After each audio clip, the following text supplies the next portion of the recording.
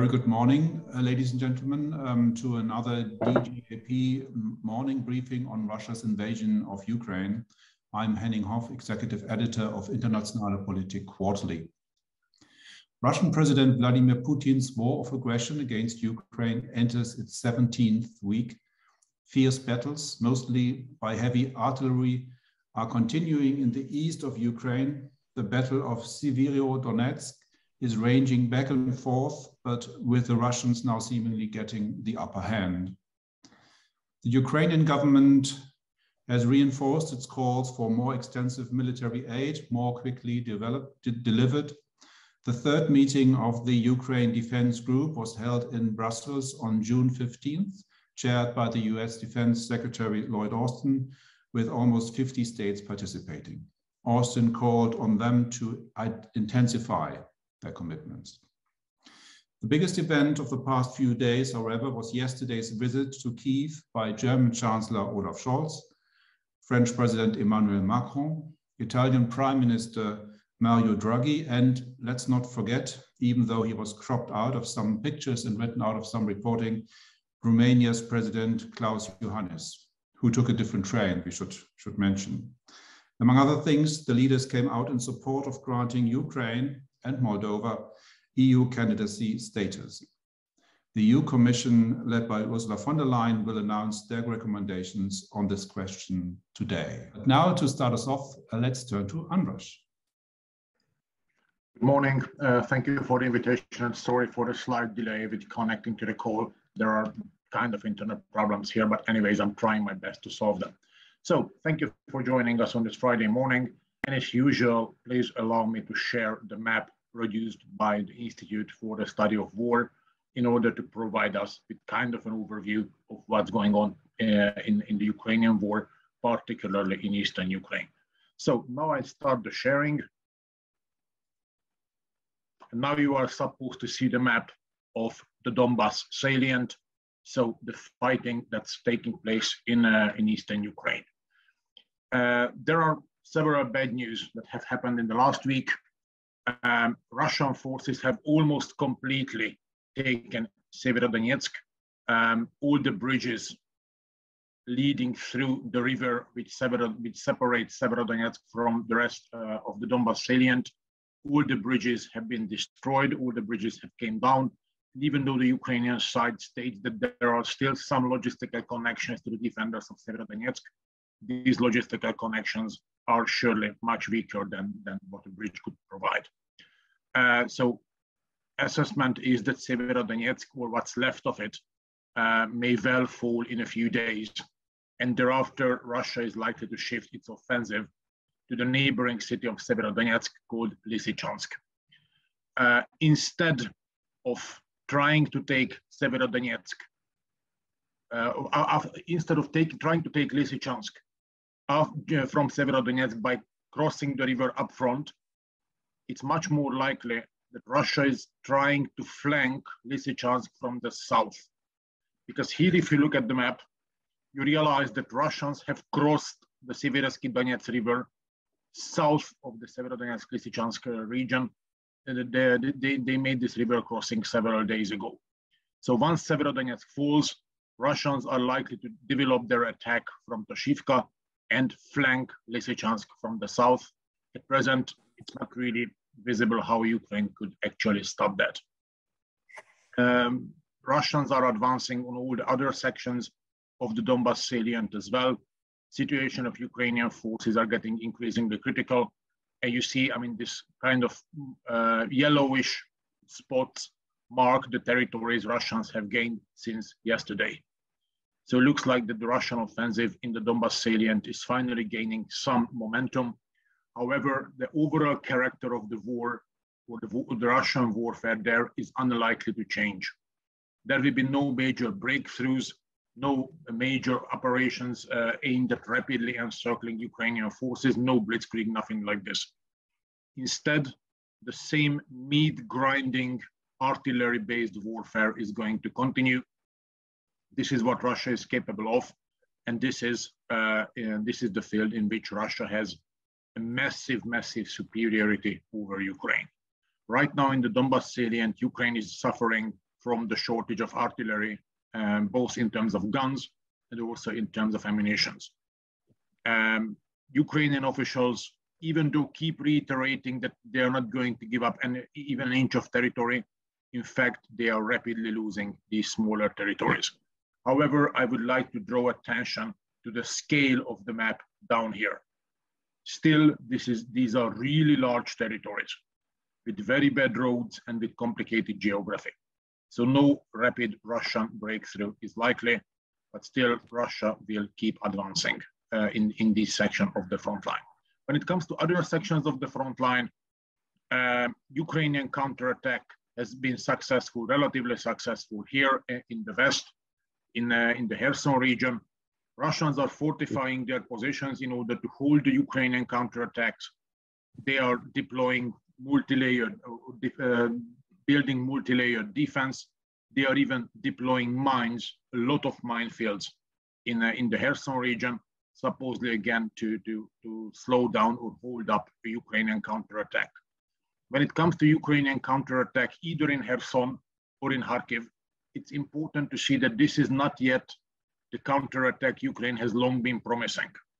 Because you may well remember, since around April, Ukraine has been consistently speaking about preparing for a major counterattack. We are not yet there. So these are local Ukrainian operations aimed at basically utilizing the local weaknesses of Russian forces. Still, even though Ukrainian territorial gains or regains, let me just go there, in the Kherson region might look convincing and might look impressive. In reality, Kherson region is still just the side front line. Most of the fighting is still going on in the Donbass when it comes both to the concentration of Russian and Ukrainian forces.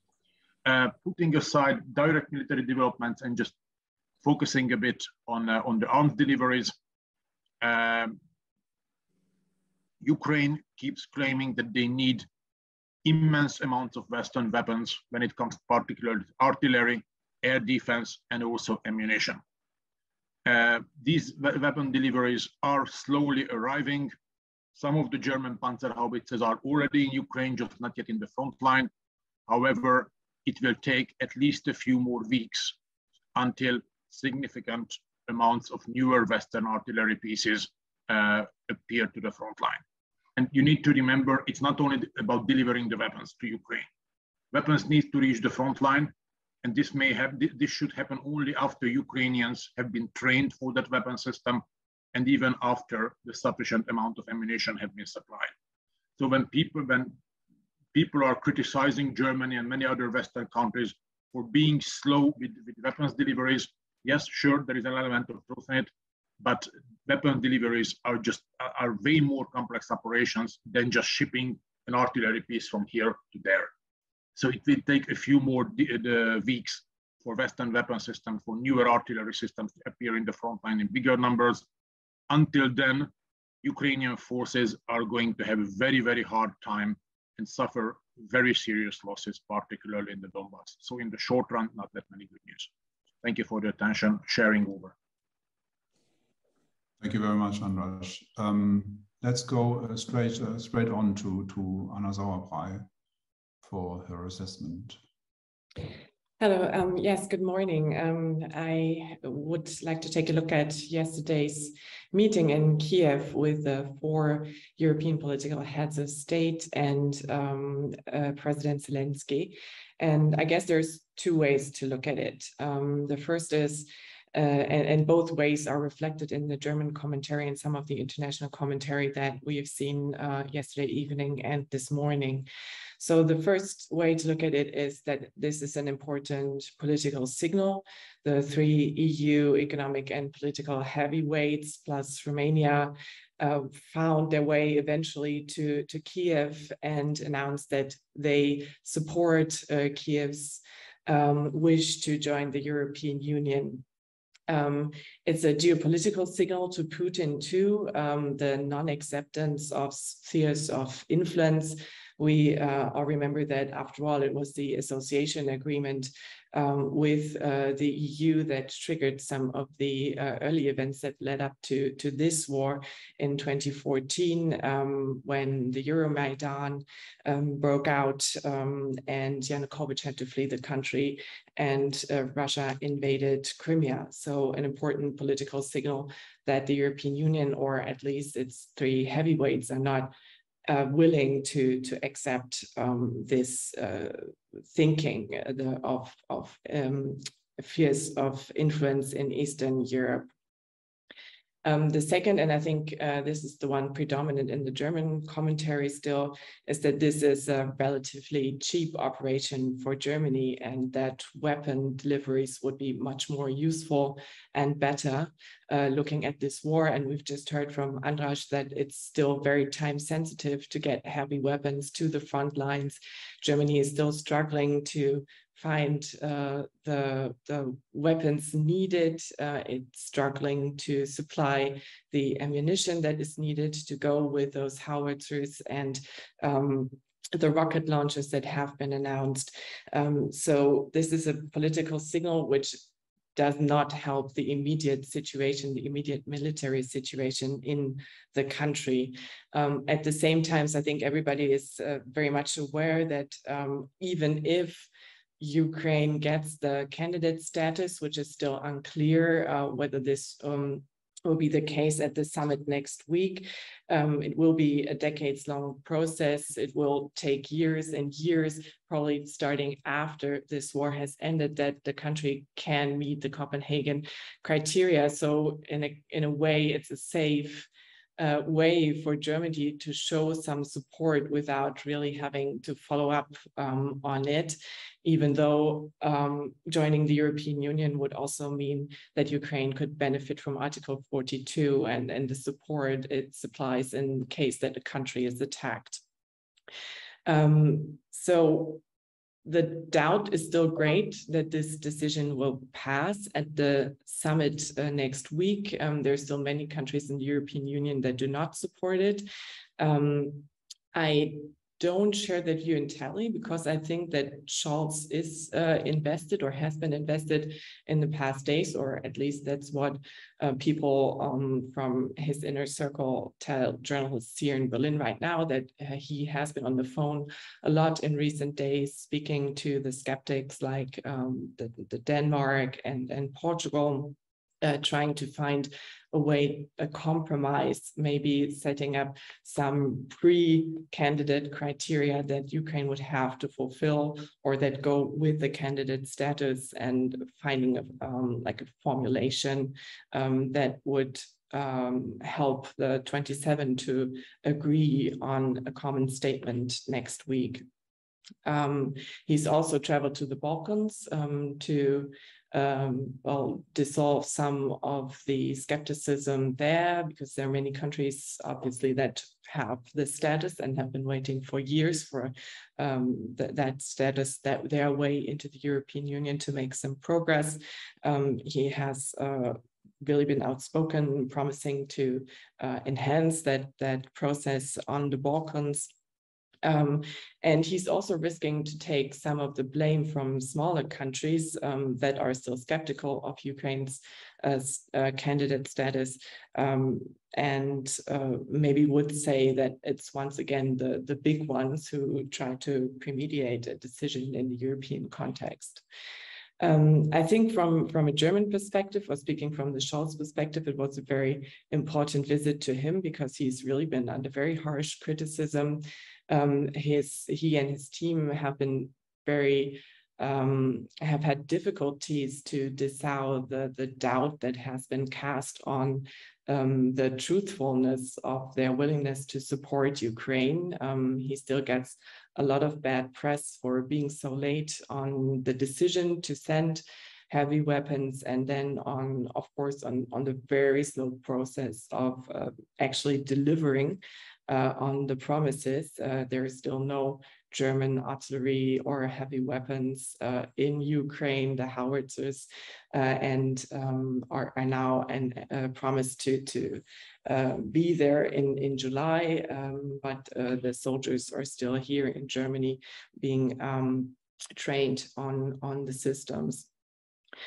So it's a chance for him, and I think that's what he wants to do, is to restart the debate, to mull some of the criticism that has come up here in the country.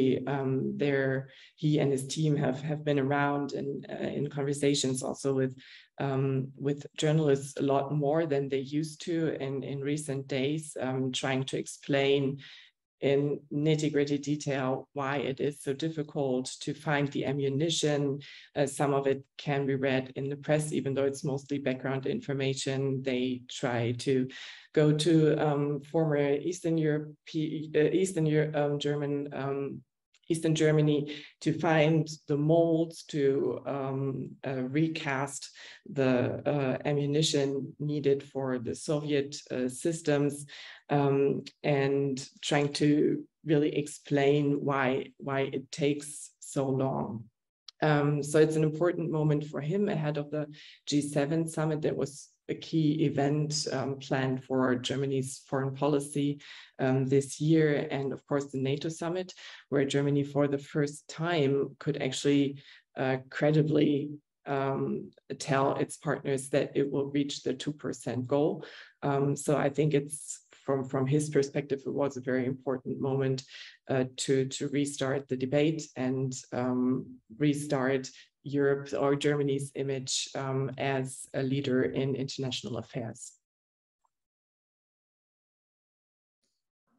Very many thanks. Brilliant insights. Could I just ask, do you think it's a change for Scholz, sort of coming out in favor of the candidacy status, or was it sort of was it to be expected anyway?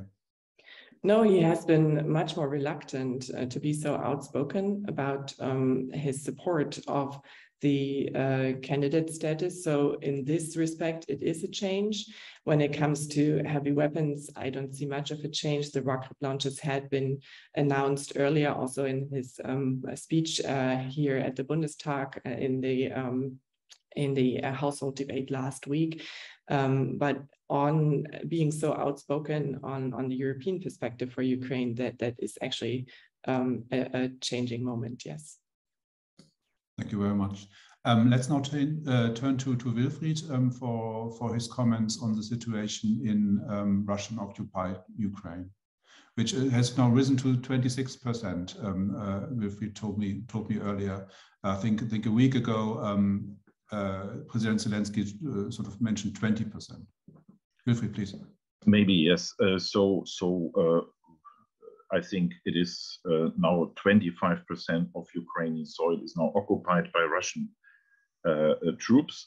At first, good morning to you all. Thank you for invitation. I will a little bit focus on new tendencies of Russian occupation policies. I would like only to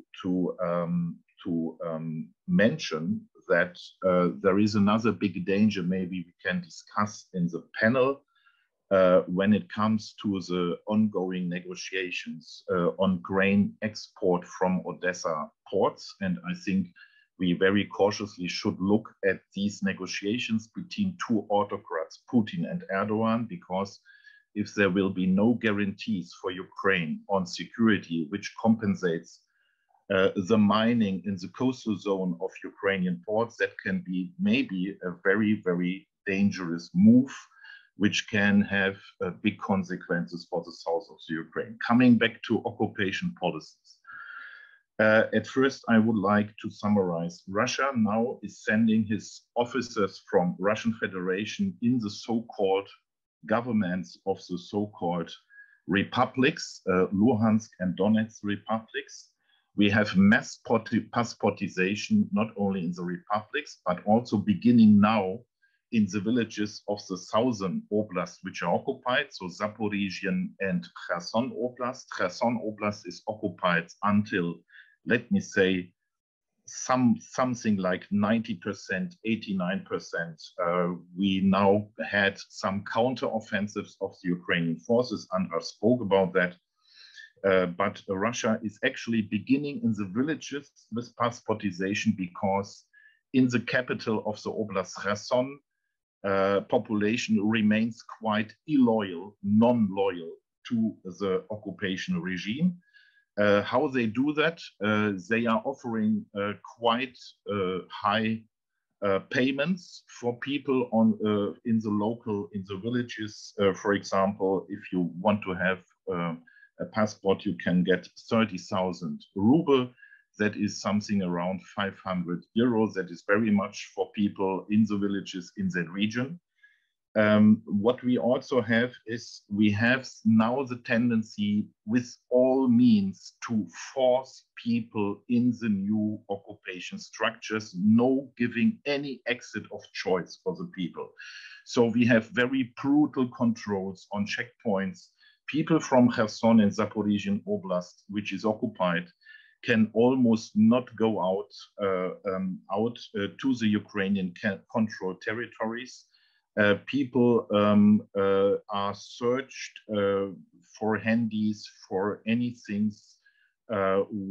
which could make them, or which could provide them with possibilities to leave this area. Even more harder and more brutal is the treatment of people in Mariupol. Here is the situation even worse. And what we see now is Russia is de facto already annexing these territories. What we also see is that, and one let me say, argument which is strengthening that is that a key position in the DNR and LNR People's Republics are now replaced with prominent persons from Russian Federation. The heads of the republics, Pushilin and Pasechnik, are still in office, but key positions, for example, like the head of the government, the so-called de facto government of Donetsk, has been now appointed a former head of department of the Russian Ministry of Trade and Industry. The chief of staff is a polittechnologue, Mr. Alexander Kostomarov, who is quite close to the Kremlin. And what is also very telling is that the deputy head of Putin's administration, Kirienko, who is in charge for domestic politics, is now the main person dealing with these territories. I will come to some other tendencies of occupation policy. To begin with the so-called republics and the territories which were already occupied until February of 24th. What we see here is a mass conscription, illegal mass conscription of men without any training, military training, equipment, and sufficient knowledge of weapons, who in a few days will be sent to the front lines where they will serve as so-called bunnies. That means they should serve targets for the Ukrainian army to determine from which direction Ukrainian fire is coming. After a short time, that is a rule in the field, many of these men are killed. Hospitals in Alchevsk, for example, are overcrowded. Relatives already have no access to their men because the situation there is so bad that the officials don't want to show the relatives what is going on here. Why is it important? Actually, these currents lead to a change of attitude in these republics towards Russian Federation. I think the attitude has very much worsened for the first time since 2014 in the former already occupied territories. We have ongoing abductions of people, taking hostages, people disappear without any information where they are. Let me, for example, name as an example what we got from our third-party monitoring partners, NGOs from Donbass, which are now working in the south. The remand prison in Kherson is overcrowded 2 times. That means when that prison normally has a capacity to 1,000 people, we have now there 2,000 people. We can say more or less, when we take together the 1,000 occupied regions, that we have at least around 1,000 people who are arrested for political or simply no reasons in prisons, what is also sometimes combined with torture, beating, and all these things. What is also interesting is, and very important, is the discussion how annexation will concrete take place in the next months. We see that the Russian Federation is already planning referendums, maybe at the day of unified election, or at the unified election day in Russia on the 11th of September, by electronic voting, because the Russian occupation forces are not managing to make, let me say, an offline referendum at the moment, because people in Kherson, in the administrations, in the school administrations, quite successfully brought out any data about of the election commission already in the first days of the war out of the oblast. And so we should reckon with the online referendum, which can, of course, be fully manipulated by the Russian Federation. What is important, I do not think that we will see a new federal district which will summarize all these territories into one.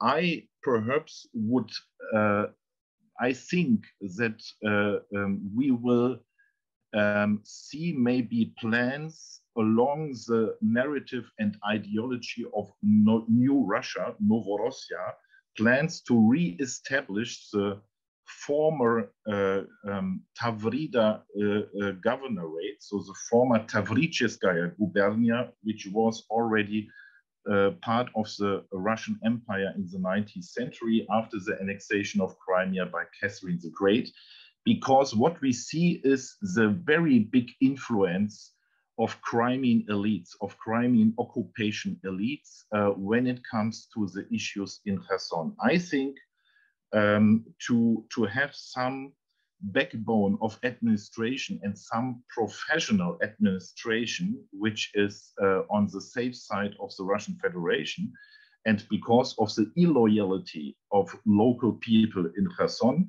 I think maybe there are plans, very realistic, to take together Crimea, Kherson Oblast, and the occupied Zaporizhian region.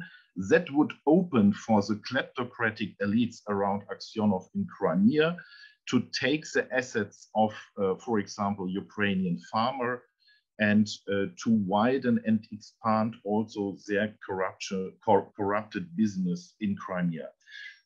So let me stop here. I think that are the main tendencies, and what we see here is a big danger. I will conclude with that. If Putin will really annex these territories next time, in what way ever, that would mean that Ukrainian attempts to regain these territories will be much more difficult, because Putin then can mobilize, can argue for full mobilization of Russian soldiers in the Russian Federation. He can try to consolidate Russian population around the occupation of the south, actually in connection with Crimea. And that would be also a further step of escalation in that war. Thank you, Henning, for your patience. Thank you very much. With an eye on the clock, maybe we should now jump into questions and answers. There's on the chat, there's already quite a discussion going on. But I have a first question by Eileen Matley, a colleague from the German Council of Foreign Relations Defense and Security Program. Eileen, please. Thank you, Henning, and good morning, and thanks to all of you for your very insightful remarks. I have a question for Anna Sauerbrey. Do you think that Scholz was able to shake off doubts about his resolve in supporting Ukraine with his visit to Kyiv yesterday? Especially critical voices and doubts that we have heard and read in recent weeks coming from our Eastern and Northeastern allies. And then secondly, if I may, what do you make of a supposed sort of new division within the European Union with a sort of Western camp led by France and Germany and an Eastern camp led by the Baltic states and Poland? Thank you very much. Many thanks. Anna, would you like to answer? Yeah, thank you. I mean, I'm not an expert on the debate in Eastern Europe. You may even know better. I think that the measure for most of the Eastern European countries, particularly Poland, is still the weapons question. So what they look at from Germany is, when are heavy weapons supplied? How good is Germany doing? How ambitious is it looking in finding the ammunition and the ways to also just transport what has been promised to the country and get it to the front line? So looking at it from sort of a semi-distance, I would say that in this regard, the visit was not crucial. I think it was more directed at the German public and the other European countries that sort of take the same stance. We've had the very interesting study from the ECFR showing that in many countries, as well as Germany, the so-called peace camp has a majority, or is at least very strong.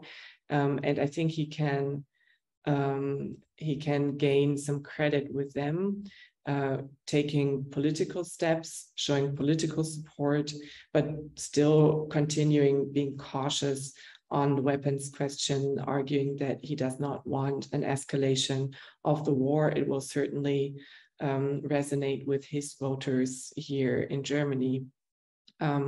So I would be skeptical that this will help to resolve the East-Western divide in the European Union. And the second question was, I'm sorry.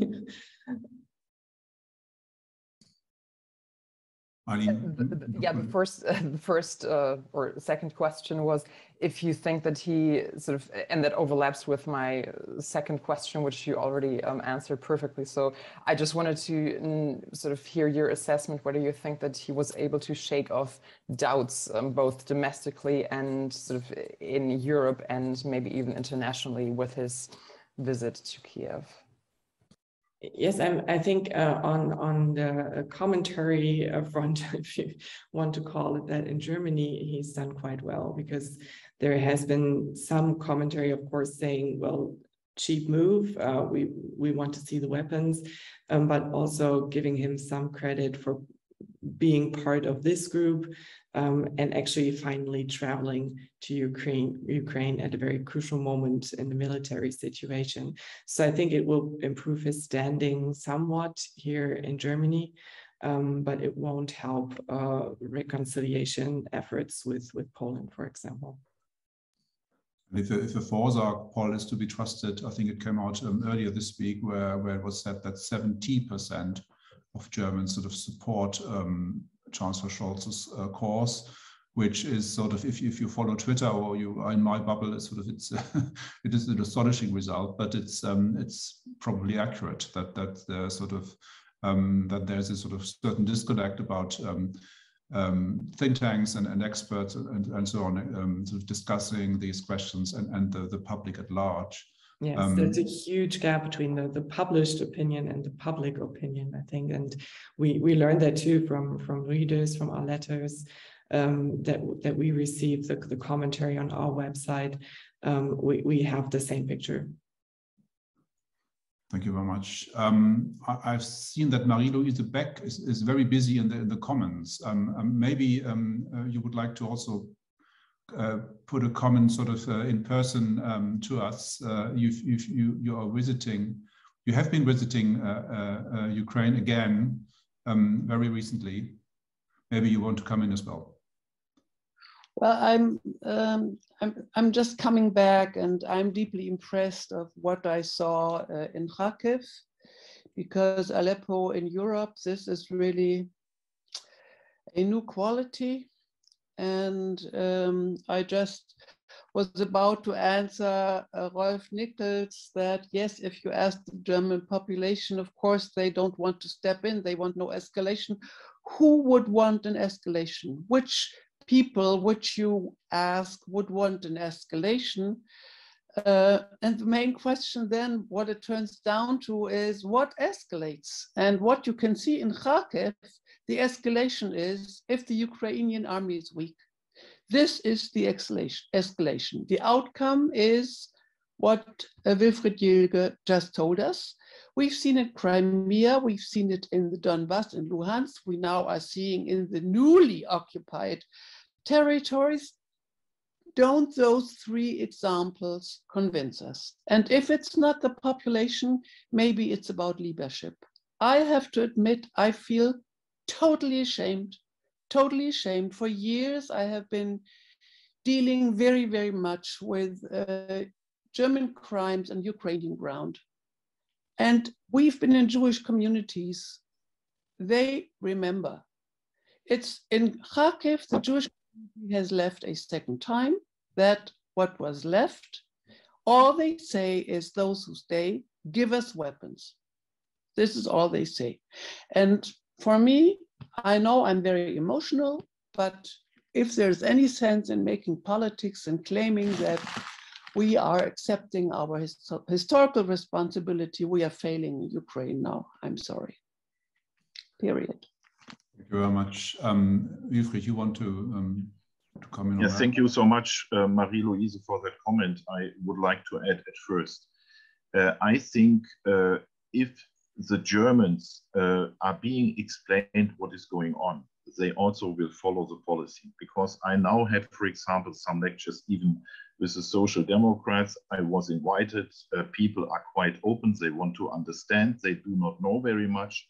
But if you, for example, tell them the situation in Odessa, we see in Odessa that weapons also can de-escalate, because now the ships of the Russians are distant. We have not the quite heavy fightings in the Odessa region because the Russians know Ukraine can defend itself.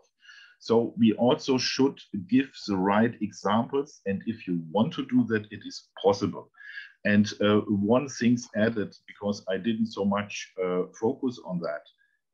I mean, for the Ukrainians in the occupied territories, the escalation is going on. Please believe me. Also in regions like Kherson, even if there was no fighting, we have an escalation in the treatment of civil population. You are simply not sure. Yeah, you are not sure in that region at all. You have to think if you go out of the street. It is really a very hard situation, and that should be also explained. That all these tendencies are undermining our international security order. Everything is undermined here, and that I wanted to add. Thank you so much. Thank you very much. Before we go to Boris Ginsburg, let's put one question in the chat to András. Helmut Hoffmann is asking whether the German performance in terms of sort of delivering weapons, particularly heavy weapons, how much sort of does it diverge from what the French are doing, the Italians are doing? We are hearing quite often that the German government describes itself as being in the sort of leading position when it comes to supplying weapons. Second only to the Americans, but what's your assessment? Thank you. Here I would be in favor of a more differentiated approach. Right now, everybody speaks about heavy weapons and heavy artillery. However, we need to remember that particularly in the early weeks of the war, I mean, the German-made Panzerfausts and also the former East German Strelas were very important in empowering Ukraine's infantry to resist the initial pushes of the Russian invasion. So one also needs to remember light weaponry, particularly in the beginning of the war, first. Second, Germany has been a major supplier of personal protective equipment, meaning it's not lethal weapons, but actually they help to keep the Ukrainian soldiers alive. So we need to just refocus ourselves and not concentrate so narrowly on heavy artillery. When it comes to heavy artillery, and here's the direct answer to the question of Mr. Hoffman, the main difference compared to Italian and French artillery and German artillery is that Italian artillery is already there. Italy has delivered F-870 howitzers. They are already in the fight. Some of them were already destroyed. Ukrainians are happily employing these Italian guns. French-made Caesar self-propelled howitzers are already also there, already also fighting. Yet just in a small number, I think 6 of them have been reported to be present. Yesterday, President Macron promised another 6. Caesar is a highly advanced weapon system. Long range, very flexible, very mobile. And Ukrainians seem to be operating it in a very skillful way. So the main difference is that Italian and French artillery, albeit in small numbers yet, but they are already in the front line and already fighting. German artillery is not yet there.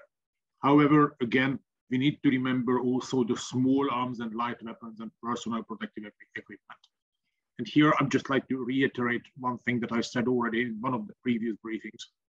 When people tend to compare which country gives how much percentage of the GDP, of its GDP for Ukraine as a help. Yes, of course, GDP percentage is a nice indicator. But what helps the Ukrainians is not the percentage, but the amounts. So when we speak about whether Germany has problems in explaining the size and scale of its assistance, perhaps German decision makers may consider speaking a bit more about the actual amounts and not just the GDP percentage. Because if we concentrate at amounts, Germany perhaps performs a bit better than many other countries. Thank you. Many thanks, András. The question remains, though, is is Germany really doing everything it can to enable the Ukrainians for this sort of long planned, but as you told us, still in the making counter-offensive, which sort of, if Wilfried sort of is right in his hunch that the sort of annexation of occupied territories might come sooner than later. Do you think there's still some way to go? Sorry, just one more thing to the previous one, to the German artillery. The Panzerhaubitze is a really complex system. So it really takes time to train the Ukrainian personnel. So this is again something we need to take into consideration. I don't know whether it could have been done faster. I just know that it's a really complex system to operate. So this is also something that, I mean, technically it is matter. Thank you. But sort of in conclusion, you would say Germany is doing what it can, or is there still sort of room for improvement? I'm not in the position to judge what exactly Germany can do, and this is way beyond my competencies. I've never been an expert in Germany, so instead of what I can say is Germany is doing indeed a lot, and a lot more than many people think. Thank you very much, and that's fair enough. Let's go to Boris Ginsburg now, and then there's also a question by Milanic. Yeah, hello. 2 short questions for Mr. Jilge. First of all, you mentioned Sergei Kirienko as the new curator of the occupied territories in Ukraine. As far as I know, he replaced Dmitry Kazak, and I would like to know what is the main difference between the handling of the occupied territories between Sergei Kirienko and his predecessor, Dmitry Kazak. And the second question, I would like to ask your point of view regarding the recent rants, surprising rants of Dmitry Medvedev about the West. In the last week, I would say he made, I think, 3 very, very disturbing comments about the West, saying that he hates the West, that they are all bastards, and that he will fight them until he dies, and so on. So what happened to Medvedev, the guy who was always considered like the liberal wing within Putin's team? Thank you. Thank you very much. Wilfried? Yeah, thank you so much for the question. I mean, the first difference is that Kozak never was already primarily responsible for concrete occupation policies. Of course, he was responsible for the traditional treatment of the so-called republics. However, he was someone of those, although he was also radical and hated Ukraine. We should have no illusions. He came from Ukraine, so he's of Ukrainian descent, and he knew a little bit more the environment and Ukraine and the realities on the ground. So he was a little bit more realistic, and so he followed the hybrid tactics in order to destabilize Ukraine, to manipulate the process in order to get by low costs as much as possible control of Ukraine. That was his approach. Kirienko now stands for a much more direct implementation of Russian administration and law system. Secondly, he belongs to the, if we can define that way, he stands for, let me say, the most radical group in the Kremlin now. We have some difference in the Kremlin now, and that is, I think the reason is that we have now a fight between people in the Kremlin, like Kirienko and like Medvedev, like Bortnikov and like others, who will be the second person when Putin will withdraw himself anymore. We have now a fight about the power of the second person. And that also explains why Medvedev has become so radical, because only in showing up radicalism, you can be a favorite candidate for Putin to be the second person to arrange for Putin in future the things which are not directly connected with foreign policy and the war. That is a little bit my explanation, because look also at Narishkin, at the behavior and others. I think we have here an ongoing fight on the new constellation, or on moves in the constellation of the power group in the Kremlin.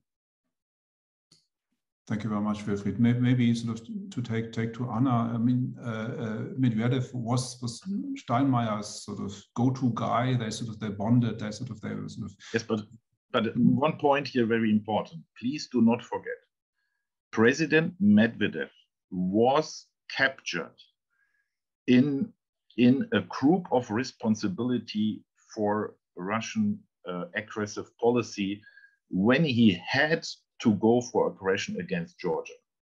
I mean, it was very clear in 2008 that Medvedev was pressured to go there, and then he will be also in that group of those who are responsible for the next steps. And so for me, it is not so surprising what is happening with Mr. Medvedev. Thank you. Thanks, Wilfried, for this sort of clarifications. I just wanted to take it to Anna also with a view on the SPD and its changing attitude to Russia.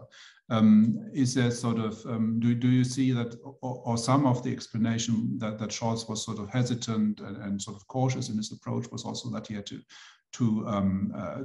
take his party with him, which sort of had a sort of hard time sort of turning around about 180% on Russia. Do you think that's also still plays a role, or sort of, or is sort of political Berlin shocked by what they are seeing now from Medvedev, but also what's happening with the gas supplies? That over the last 24 hours we've seen a reduction of Gazprom deliveries to Germany, but also to other countries in Europe. What kind of effect do you think will that have?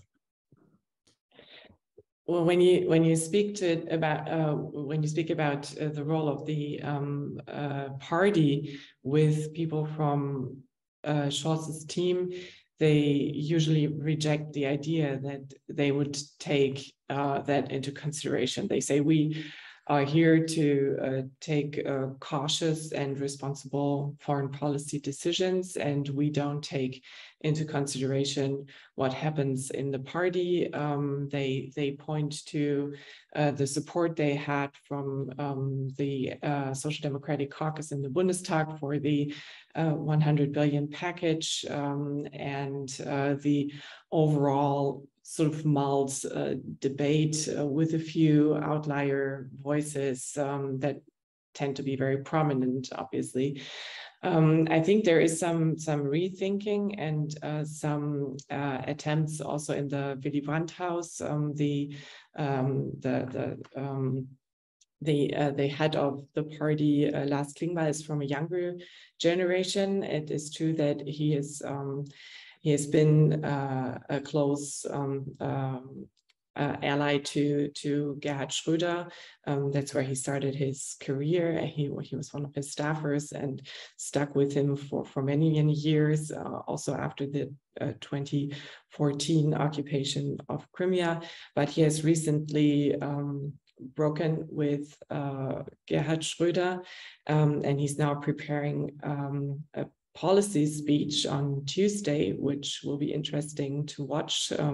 There's a media background on Monday, and then he will hold the speech on Tuesday morning. So I don't know what he will be saying yet, but it may be sort of an attempt to reframe social democratic politics and get more of the younger voices in the Social Democratic Party, or give them a little weight, because I think how many of the very young policymakers that also entered the Bundestag think about it is they don't have that nostalgic feeling towards, or that also distorted view on some of the older generation of the politics of Willy Brandt and Helmut Schmidt. They see Putin's regime more of an autocratic regime with very strict LGBTQ politics that represses freedom, also civic freedom in the country. And I don't want to guess now what he will be saying, but it's certainly something to watch. Thank you very much. With an eye on the time, we've got 5 minutes left. Let's take Milan's questions, and then Carsten Vogt has also raised his hand. Thank you. Good morning. In the context of what was now spoken by Anna, I want to offer Carsten Vogt to jump the queue and maybe speak now, and then I come with different questions afterwards. Okay, let's switch it around. Carsten Vogt, please. I mean, I'm speaking to members of the SPD, and I've given many speeches in the last months on that subject, and you are right. I've spoken on a Congress of Young Socialists on Russia's policy. Among the young generation, there's no identification with Russia whatsoever. Last weekend, and this is not the first and will not be the last meeting which I have had, I was meeting a meeting of former young socialists. Schröder was not invited. And what is really, there is no resistance against this, practically no resistance against this new policy towards Russia. There is a lot of interest because basic assumptions of what the SPD line was on Detan policy, on Ost policy, and the geostrategic position of Germany, which is changing in connection with Russia. There are a lot of questions. These questions are justified because we are living through a period in which German foreign policy is totally reorientated, in which the Central and East European countries are more important in German foreign policy in the future than Russia. And then Russia is no longer seen as a partner, as a potential, it's seen as a threat. And beyond that, it's less relevant for German policy than prior to the changes in Eastern Europe. So, and by the way, this geostrategic discussion is not taking place in German public. we have a very different discussion, but we are not discussing the geostrategic implications of what is happening in these months.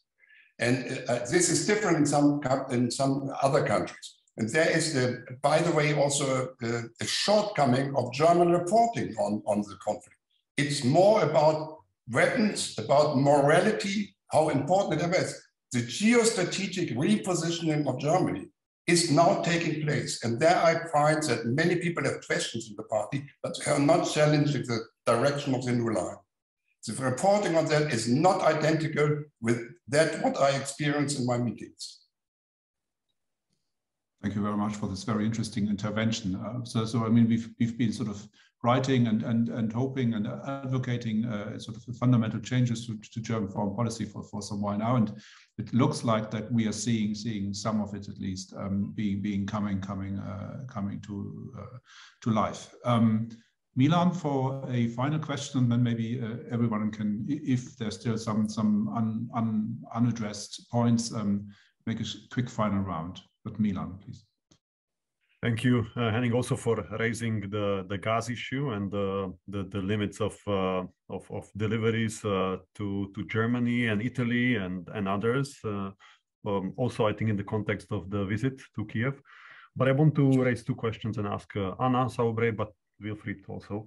One is on candidate status. I very much agree what Anna said at the beginning, that there is a shift by Olaf Scholz by coming openly behind the candidate status of Ukraine, and therefore waiting on the EU discussion. And Wilfried knows more about this, but as I observed just a few days ago, the main focus of the German diplomacy and of Chancellery was creating common ground and preserving EU unity, observing where are others and making phone calls.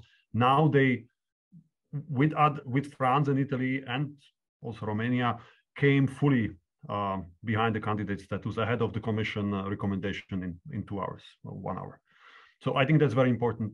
Finally, Germany is not only facilitating but shaping also the decision, which is still not clear.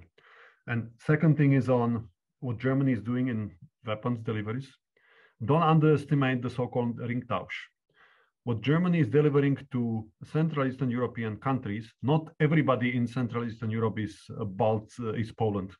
Like my own country of Slovakia got armaments from Germany, like the Patriot anti-defense systems, which allow them to ship S-300 air defense to Ukrainians quietly, and now it's defending Odessa. So it's part of the escalation around Odessa. Germany was part of it, but nobody explains it this way. So I just want to raise this. Also, Ringtausch is not discussed so much. It's discussed in Central Eastern Europe, but not so much here in Germany. I see the time, so I keep it at this. And also, I can promise that candidate status of Ukraine will be a focus of our next week's discussion. Sorry. Thank you very much, Milan. Anna, maybe for a quick response, and then we have to come to a close. Yes, it's true that this is not, the Ringtausch is not very much in the focus of the debate. And I don't hear it that much as an argument from whoever gives the background to media journalists. So that's a good point. And it's maybe a good thing to look at it a little closer. Thank you.